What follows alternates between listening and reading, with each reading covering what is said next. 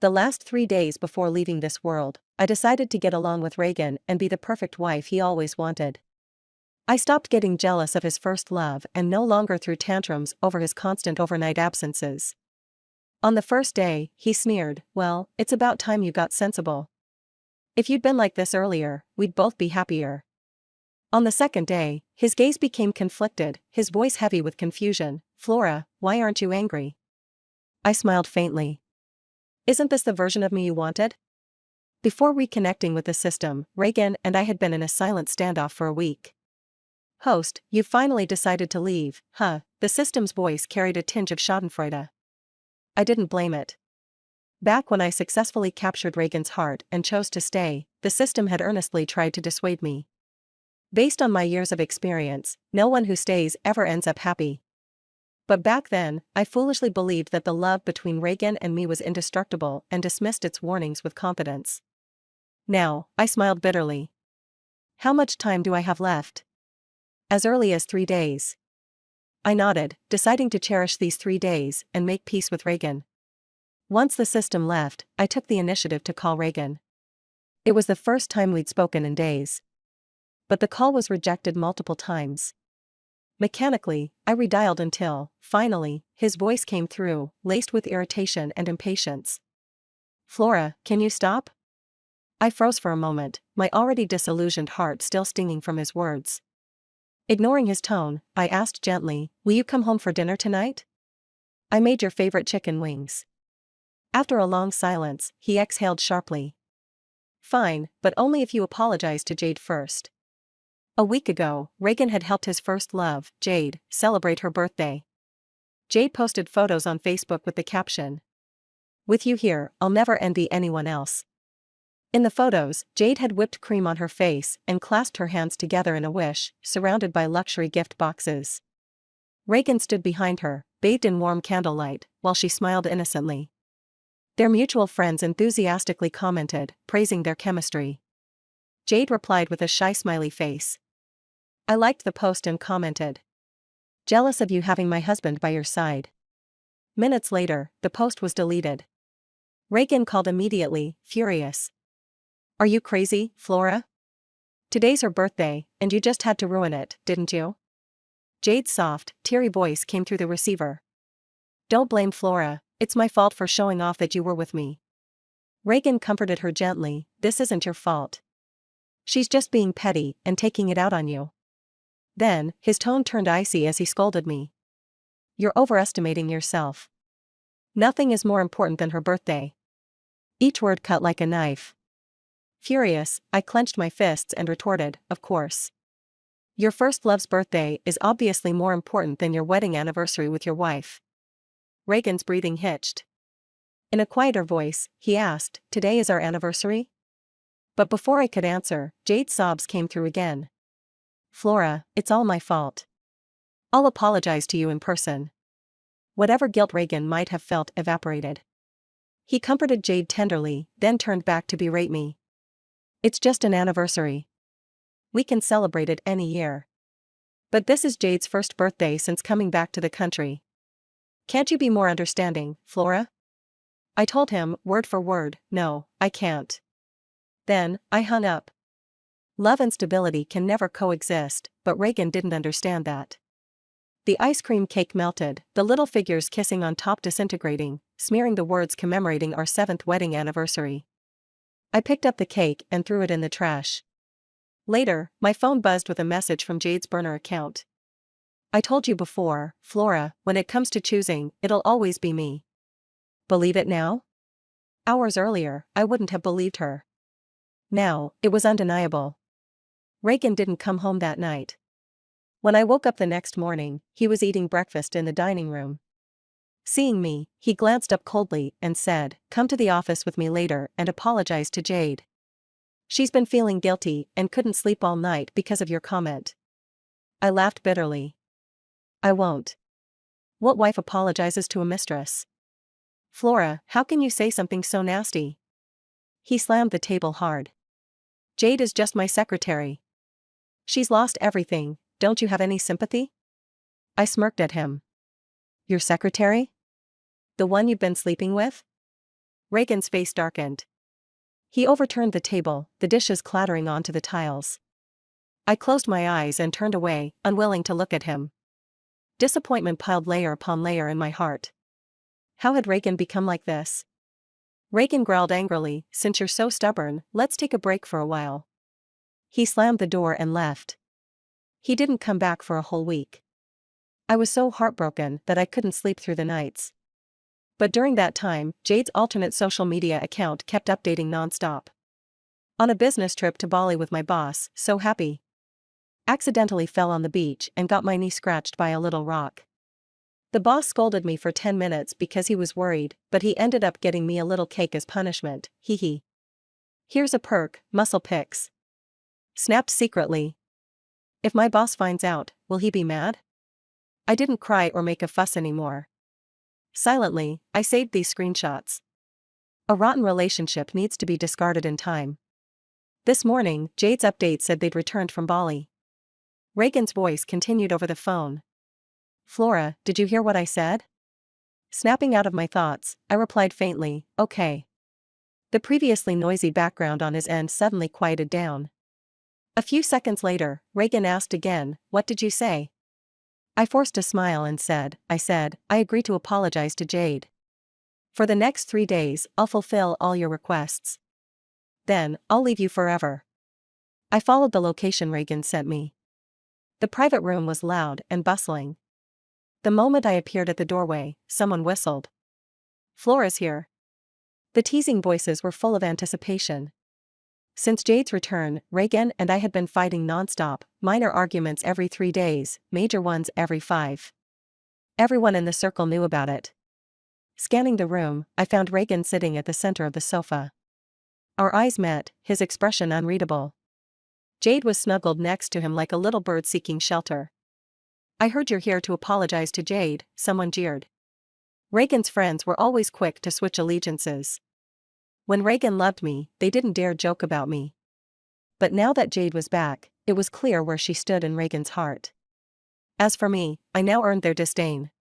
Taking a couple of steps forward, my eyes swept over the table filled with glasses of alcohol.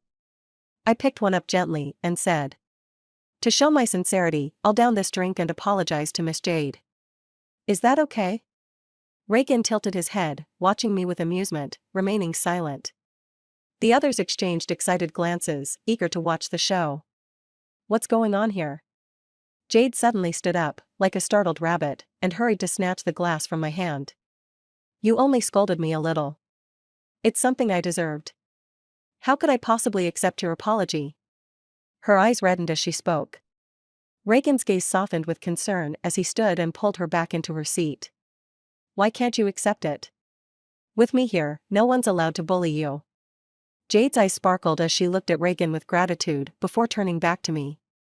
"Then just a small glass will do. Once you drink it, all the misunderstandings will be cleared up." She smiled and handed me the glass. "Reagan was just protecting me too much, don't be upset." I looked at Reagan and chuckled softly before taking the glass with indifference. "Of course not." I raised the glass. "Let everyone here bear witness. It was my jealousy and misunderstanding of Reagan and Miss Jade's relationship that caused Miss Jade unhappiness. I'll take this drink as my punishment and apology to her." After speaking, I scanned the room. Everyone froze in disbelief. Someone whispered, "No way, is this really the Flora who's never backed down before?"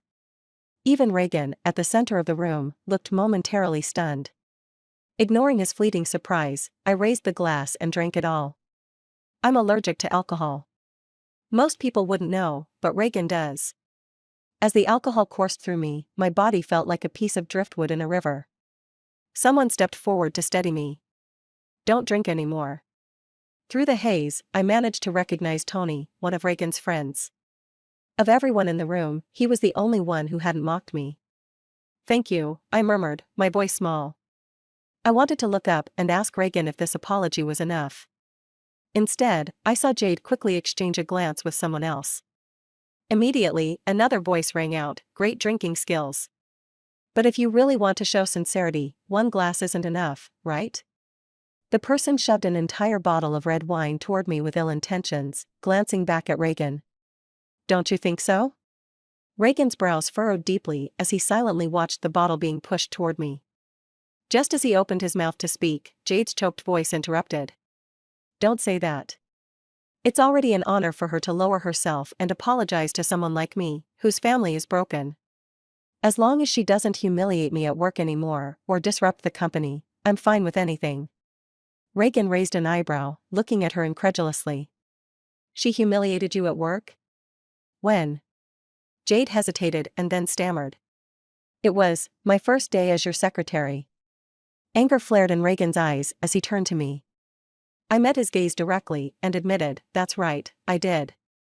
Before that incident, Jade had already caused countless arguments between Reagan and me. Deep down, I had once thought, maybe this is just a misunderstanding. Maybe he still loves me. But that bottle of wine crushed the last bit of hope I had left. Reagan, I don't want you anymore. I smiled at him. If I drink this bottle of wine, will you forgive me? Will you come home with me? Jade also looked up at him. Reagan's calm eyes revealed no emotion. His voice was indifferent. The person you need to apologize to is Jade, not me. Flora, adults should take responsibility for their actions.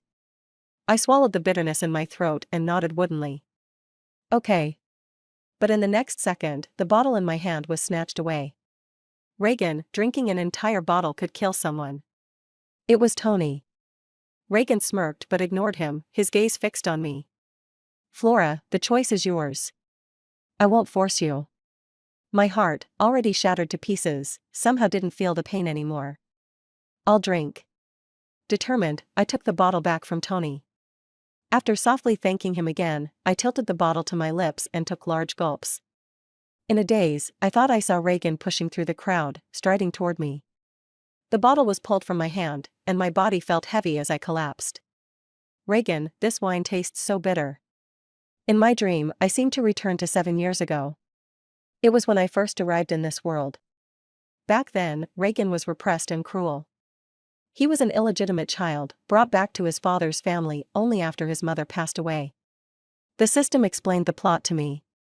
When Reagan was first brought into the family as a child, he was disliked by the elite heirs and often bullied.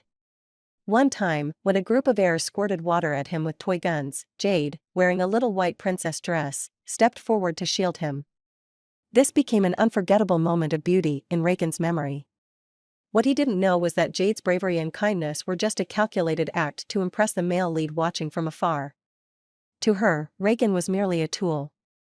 By the time I arrived, Reagan had started to make a name for himself in the family. But his personality was violent, his business methods ruthless, and he lacked the approval of his grandfather. As the youngest daughter of a family friend recently returned from abroad, I was matched with him in an arranged marriage. At first, Reagan didn't like me at all. For an entire month, I made no progress in winning him over. Until one day, I represented my father in a negotiation for a landmark building project, and Reagan was also present. During the meal, someone deliberately made things difficult for me, insisting I toast each person at the table. After one glass, I started feeling itchy, red rashes appearing on my skin. When I brought the second glass to my lips, someone grabbed my wrist. It was Reagan. He took the glass from my hand, smiling faintly at the others. Our families are close. I'll drink the rest on her behalf. Amidst the clinking glasses and toasts, he skillfully redirected the conversation away from me. Leaning close, he whispered. I suggest you quietly leave now and take your medicine. I'll cover for you. I was stunned for a moment. When I looked up, his bright eyes had already merged seamlessly into the group's lively discussions. Confident, poised, and elegant. At that moment, I realized I had fallen for him. I started intentionally appearing around him, using my warmth and kindness to soften his sharp edges and bring him closer to his grandfather. I also used my family's connections to help him secure one deal after another, increasing his influence in the family business. Together, we left our footprints across the globe. During a negotiation in Southeast Asia, we were caught in crossfire between local forces and trapped for 3 days and nights. Just as we were about to escape the jungle, we ran into armed bandits. I shielded him, taking a bullet to the chest. In that critical moment, the reinforcements we had arranged finally arrived, rescuing us from the brink of death. On the way to the hospital, Reagan cried for the first time, large teardrops falling onto me. He trembled as he asked why I was so foolish and begged me to hold on. He said, "We haven't had our wedding yet. You haven't become my wife. You can't die." At that moment, I truly thought I was going to die on that foreign land. I raised my hand to touch his face, forcing a smile. "Don't cry, Reagan. I came into this world for you." At the same time, the system notified me, "Congratulations, host. The strategy progress has reached 100%. Mission accomplished." I was fortunate that the bullet missed any vital organs. I survived. After 3 months of recovery, Reagan held a grand wedding that captivated the world, marrying me. In the countless nights after our wedding, he whispered his love for me over and over again. By then, Jade had already married the male lead overseas. I thought our lives would no longer be entangled with anyone else. In my dazed state, I felt someone helping me change clothes. I stubbornly pushed him away. "Don't touch me. I have a husband. My husband is Reagan." The man's hands froze in mid-motion, stopping at the scar on my skin. The wound had long since healed, replaced by new flesh, but it would forever mark that moment in time on my body. He seemed to pause for a long while, before gently coaxing, "Be good. Stop fussing. Let's get you changed and take a bath first." He continued to mutter something, but I couldn't make it out. Annoyed, I covered his mouth. "You're so noisy," I complained. Then, without warning, a wave of sadness hit me, and I started sobbing uncontrollably. "What are you crying about?" he asked. That single question was like pulling a loose thread, unraveling me entirely. I cried even harder. "My husband. He's fallen for someone else. He's been so cruel to me. I don't want him anymore. I want to leave." He seemed stunned by my outburst. After that, I don't remember what happened. I drifted into a deep sleep. When I woke up again, daylight had filled the room. Sunlight filtered through the sheer curtains, casting soft shadows around the bedroom. A voice rang out in my mind, "Host, you're leaving tomorrow. Do you have any regrets?" The system gently reminded me, "He's just outside." As the voice faded, Reagan appeared at the door, holding a glass of honey water. His voice was slightly hoarse, and his expression looked a little unnatural. "You're awake." Without saying a word, I leaned against his hand and drank the honey water. This kind of intimacy was something we hadn't shared in a long time. Since Jade returned, I had found Reagan filthy and forbade him from touching me. Reagan's dark eyes widened in surprise, before his lips curved into a delighted smile. "You always try to be tough, even when you know you shouldn't." His reprimand was mild, but he quickly seemed to recall that he was the root cause of this situation. He immediately fell silent, guilt flickering in his gaze, as if waiting for me to lash out in return. That had become our typical dynamic lately. But I only offered him a soft smile of apology. "You're right. I won't do that anymore." Reagan lifted his head in astonishment, staring at me. He opened his mouth as if to speak, but no words came out. I spoke up instead. "Reagan, can you come with me to visit Grandpa today?" He nodded instantly. "Of course. Grandpa's been talking about you a lot lately." We went to the supermarket together, holding hands, and browsed the health supplements aisle. I carefully selected one item after another, occasionally asking for his opinion. After a few rounds of questions, he pinched the bridge of his nose and chuckled helplessly. "Are you trying to empty the whole store?" Embarrassed, I glanced at the growing pile of supplements I had chosen, which had already formed a small mountain. Reagan teased, "Looks like we brought the wrong car today. Should have brought a truck instead of the Bentley to haul your loot." I blushed and playfully punched him. His relaxed laughter fell over me like warm sunlight. "It's good to stock up," I said softly, "so Grandpa won't run out later." "We can always come back to buy more," he replied casually. I smiled but didn't respond, lowering my head to continue shopping. Still, I felt an inexplicable pair of eyes on my back, as though observing me from a distance. I ignored it, refusing to dwell on the feeling. After finalizing my selections, I asked Reagan to call the housekeeper to pick up the supplements. We carried only 2 of the best items ourselves. When we reached the underground parking lot, I suddenly exclaimed, "Oh no, I forgot." Reagan looked alarmed. "What's wrong?" I immediately opened the car door and stepped out. I forgot to buy knee pads and a back brace. Grandpa's knees and back aren't doing well. Reagan followed me out of the driver's seat, wrapping his arm around my waist with a helpless smile. It's still hot out. Does he even need them right now? I shook my head. He'll need them when it gets colder. With that, I ignored his protests and walked back toward the supermarket entrance. Reagan took a big stride to catch up, grabbing my wrist. Flora, why are you in such a hurry? His voice was calm and his smile gentle, but there was a flicker of unease in his eyes. We can come back in winter to get them. How about that? Before I could respond, he tugged me firmly back toward the car. Reagan. I sighed internally. Forget it. I didn't want to argue with him, not when tomorrow would be our last day together. As the car merged back onto the main road, silence fell between us. The atmosphere felt awkward. I fidgeted, touching random objects to keep busy. When my fingers brushed against the car charm, Reagan's hand slipped slightly on the wheel, causing the car to jolt. His eyes flicked to where my hand lingered on the fluffy rabbit charm. He quickly explained, Jade was messing around in my car last time and swapped it out. I'll put the original one back when we get home. I paused, stroking the rabbit's soft, white fur. No need to change it back. This one's pretty cute. The light turned red. Reagan stopped the car and turned to look at me, confusion in his eyes. What's wrong? I asked. He frowned slightly. You're not upset? In the past, you'd always get mad if anything of Jade's showed up around me. I smiled faintly. So that's what he was worried about. If I didn't care anymore, why would I get upset?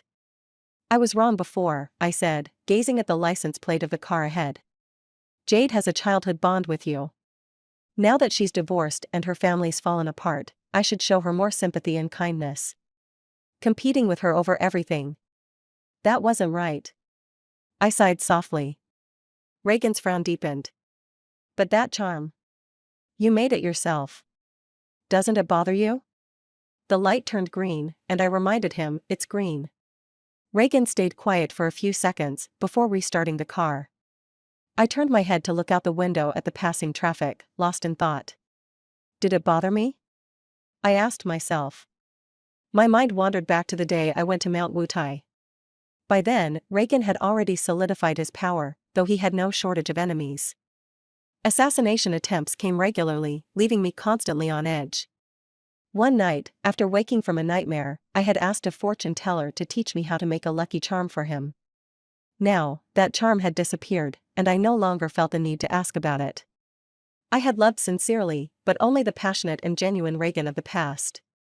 Not the man he had become, detached, indecisive, and indulgent of Jade's provocations. Flora, he called my name.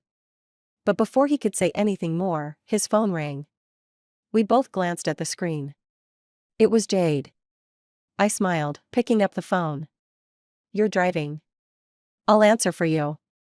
Without waiting for his response, I accepted the video call. Reagan, Jade's soft, delicate voice came through. Reagan swallowed nervously, his gaze shifting toward me. What's wrong, Jade? Reagan, I don't know what to do. I accidentally spilled boiling water on my leg while making tea, Jade whimpered, her voice trembling. It hurts so much, sob, sob. As she spoke, she adjusted the camera, revealing her calf, which was red and swollen. I couldn't help but chuckle softly. She really would go to any lengths to get Reagan's attention, even hurting herself. But honestly, if it was boiling water, wouldn't the burn be worse than just redness? Hearing my laugh, Jade's tone suddenly turned anxious. Flora, are you there too? Did I interrupt your date again? Her voice became low and apologetic. I'm sorry, Reagan. I just didn't know who else to call. You know I don't have any family here. Then, as if resigning herself, she muttered, never mind, I won't bother you anymore. On the screen, Jade pressed her lips tightly together, looking utterly helpless.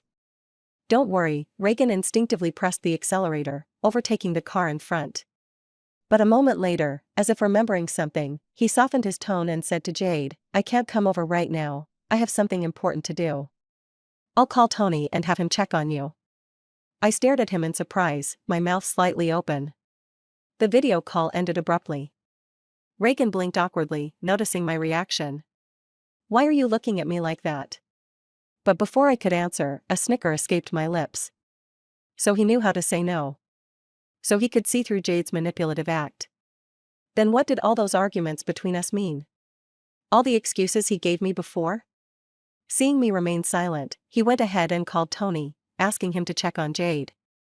Tony's voice came through the phone, sharp and annoyed. "Any other favor, I'll do it. But not this. Just the sight of that conniving woman makes me sick.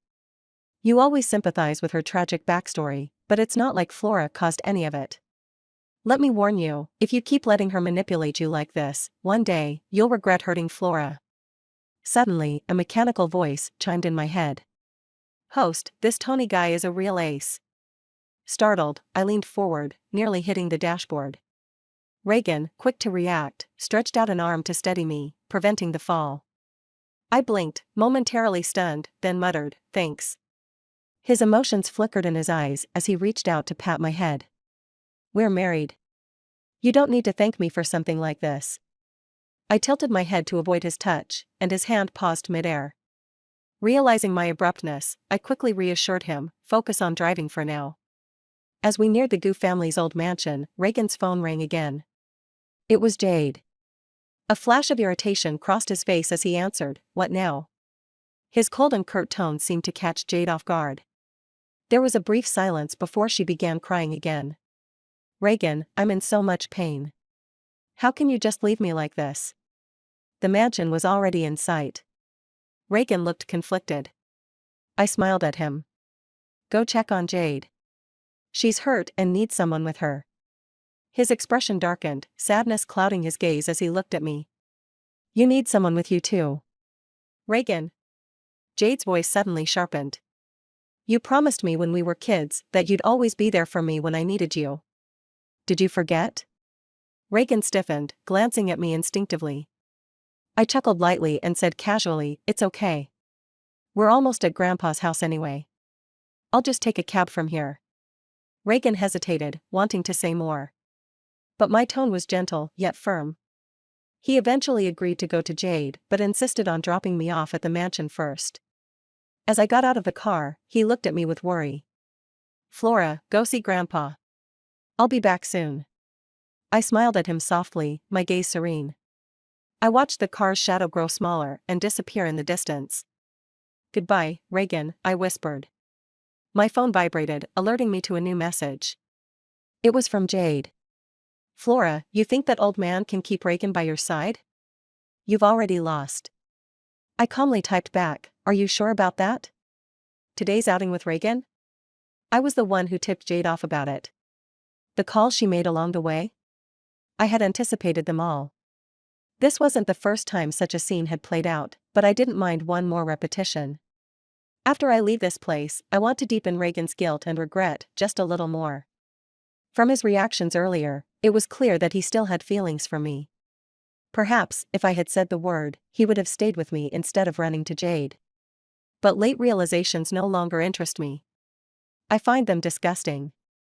And I can't help but wonder if, after today, Jade will still feel as confident as she does now. Lost in thought, I suddenly noticed Grandpa walking out of the mansion, leaning on his cane. The sunlight caught his gray hair, making it shimmer. This man, who has shown me the most love and care in this world, had finally come to bid me farewell. Who would have thought that this kind, gentle old man was once a powerful figure feared by both the underworld and the elite? Take a good look at Flora, everyone. Doesn't it seem like she's growing gray hairs too? Grandpa joked, glancing at the butler beside him. I was taken aback. The butler laughed and explained, "The old master is saying you're so young, yet you nag like an old lady." I couldn't help but laugh. Tomorrow, I'll leave this world for good. Maybe that's why I was overly sentimental, giving everyone so many reminders. I didn't expect Grandpa to tease me about it. As night fell, Reagan still hadn't come back. Grandpa, irritated, scolded and ordered the butler to call him over. The system's voice reassured me, "Don't worry, host. I've set his phone so it won't connect." Sure enough, the butler shook his head helplessly after trying to call. Grandpa grew more annoyed. "Find out what that brat is doing right now." Seeing him angry, I quickly patted his back to calm him down. He gave me a concerned look and asked, "How long has he been neglecting you like this, girl?" I forced a smile and shook my head. "It's not like that, Grandpa. Reagan's just busy today." "Busy, my foot." Grandpa's anger flared again. The more tolerant I pretended to be now, the harsher the punishment Reagan and Jade would face tomorrow. After all, everyone in the family knew Grandpa liked me far more than Reagan. Once Grandpa was in bed, the system explained, "Host, it's not that he's ignoring you. I made sure his car tires blew out. 3 of them, to be exact. I declined Grandpa's offer to have someone drive me. Reagan will be here soon. Don't worry about me." Then, I slowly walked out of the mansion's estate. As planned, after leaving the property, I would encounter a mugger who would end my life. The moment the snow-white knife plunged into my abdomen, the system severed my consciousness from my body. As the blood poured down the blade, it stained large patches of the asphalt road, turning them dark red. Luckily, I didn't feel any pain. The system took control of my phone and dialed Reagan's number for the last call before I died. He couldn't answer. In the coming nights, he would repeatedly think back, remembering how he had abandoned me on the road for Jade. And how, because he didn't answer my final call for help, he had sealed my fate when I could have survived. The robbers, realizing they had killed someone, panicked and fled. A few minutes later, my phone vibrated again, but no one would pick it up. My entire body was twisted into an odd position by the robbers. My ribs and knees snapped. To make sure there were no witnesses, they stabbed me a dozen more times. The system, unable to bear it, covered my eyes. "Sorry, I might have been a bit too harsh with the arrangement." I shook my head. "It's fine. Otherwise, how else could I make Reagan suffer a lifetime of regret?" My phone continued to vibrate relentlessly. I gazed at it, lost in thought. The system said, "On the last day in this world, you will exist as a soul." 2 hours later, Reagan tracked my location via my phone and found my body. The sight before him froze him in his tracks. Reagan reached out in disbelief, trembling, to check for my breath. The cold emptiness of my body made him shudder. He collapsed. The system cursed, "You useless scumbag, what's the point of regretting now? Flora. Flora, wake up." Tears streamed down his face as he pressed his hand against my bleeding wound. But there were too many wounds, and the blood had long since dried up. Even though my soul had already left my body, the sight of my mutilated flesh still caused sharp pangs in my heart. Reagan staggered toward the car, holding my body. "Bring the car over," he shouted. The butler, who had been sent by his grandfather to help search for me, immediately drove up. But when he saw me in Reagan's arms, he gasped. "How is she so badly hurt?" I sat with the system in the back seat, watching as Reagan floored the accelerator, running through dozens of red lights. The butler, terrified, kept urging him to slow down and be careful. Reagan yelled at him to shut up. On our way to the hospital, all the specialists from Reagan's family's private hospital were summoned back to work. He placed me on the bed and, with bloodshot eyes, warned everyone, "This is my wife. I don't care what you do, you must save her." The expert team, all of whom were over 40 years old, shook their heads helplessly as they looked at my lifeless body. They solemnly advised Reagan, "Sir, you should find a good mortician, let her go in peace." "What did you say?" Reagan's veins bulged as he grabbed one of the doctors by the collar. His bloodshot eyes looked as if they were going to devour the doctor. People rushed to stop him, but Reagan was like a madman, shouting and screaming. "You didn't even try to save her. Who gave you the right to declare her dead? If she can't survive, I'll make sure you all go down with her." Under the pressure of his power, the experts reluctantly sent me to the ICU and continued their futile attempts to revive me. The system covered its ears. "Host, he's gone mad." I chuckled, but was interrupted by a sudden cry. It was Reagan's grandfather, who had rushed over when he heard the news. His hunched body trembled as he thrust his cane into the ground. "Girl, how could you make me bury my own child?" Tears welled up in my eyes. I apologized softly, "I'm sorry, Grandpa. I broke my promise. I won't be able to see you again." In the next moment, his cane was swung forcefully at Reagan.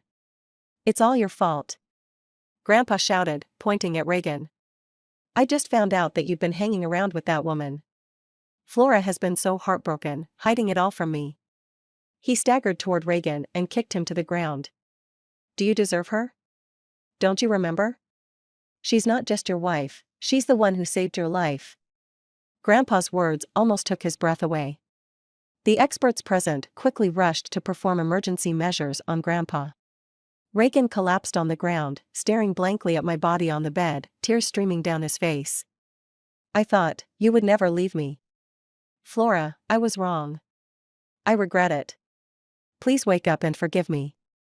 The ICU was silent, only the sound of his heart-wrenching sobs filling the air.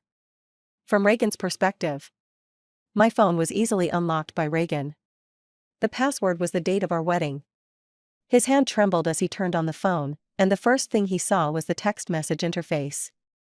Just one glance, and it was as if he had been struck by lightning, frozen in place, his eyes filled with shock. He slowly swiped through the screen. Jade's provocations and insults from the past few months unfolded before him, one after another. In that moment, Reagan's world seemed to collapse. He watched as the affection and indulgence he had shown Jade turned into countless poisonous snakes and scorpions, biting into his wife. The phone vibrated again. It was a message from my private doctor. Miss Flora, why haven't you come for a checkup lately? He swiped up the screen. Soon, he saw my diagnosis of severe depression. Diagnosis: very low mood, no vitality, frequent feelings of helplessness and despair, suicidal thoughts, severe sleep disorders. Reagan looked at the date of the diagnosis, and it seemed familiar to him. Then it clicked, this was the day Jade had started working as his secretary. The doctor asked, "Why do you feel this way?" Flora replied, "My husband's first love came back, and he often leaves me for her, fighting with me. He wasn't like this before." After a few minutes, Flora replied again, "I think he doesn't love me anymore." Reagan closed his eyes slowly. Tears fell relentlessly, soaking his shirt. His mouth opened and closed, but the words he was about to say seemed too difficult, the bitterness spreading in his mouth. After a long pause, the words became clearer. Flora. Flora, I'm sorry. I do love you. I'm sorry for making you suffer so much. Two streams of tears fell from my eyes. My soul began to fade away. I exchanged a look with the system, and in Reagan's eyes, I confirmed this was the last time I would be in this world. Suddenly, I was surprised to find that Reagan's gaze met mine. Flora.